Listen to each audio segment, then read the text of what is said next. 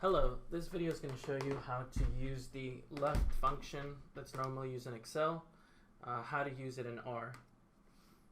So let's use it as an example, a data set called capital, which basically just brings in your capital, state capitals and state. And what we want to do is we want to use the left function, which would be, and we want to pull the first four characters. So what we would do is we would use the substr function in R. This is at base R.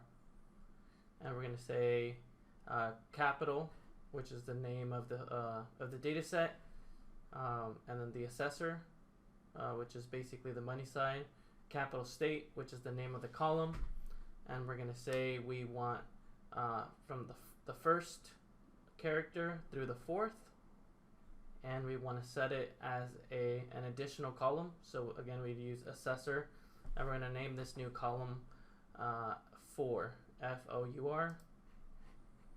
So let's run this.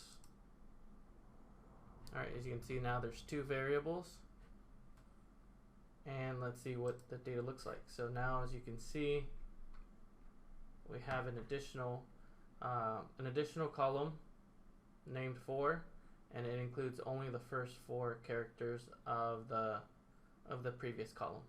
Thank you for watching.